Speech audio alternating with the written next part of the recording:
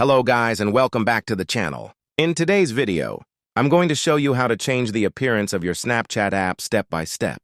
Without wasting any time, let's get started. First, go to the App Store and search for Snapchat. Make sure your Snapchat app is updated to the latest version, because sometimes the appearance option may not show if you're using an older version. Once your app is updated, open Snapchat on your phone.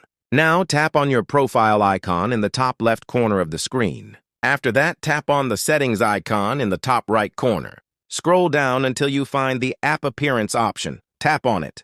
Here, you'll see different appearance options. You can select dark mode if you prefer a darker theme, light mode if you like the normal bright theme, or match it with your system settings depending on your device. Simply choose the one you like, and the changes will apply instantly. And that's it! That's how you can easily change the Snapchat app appearance. If this video helped you, don't forget to like and subscribe to the channel for more helpful tutorials.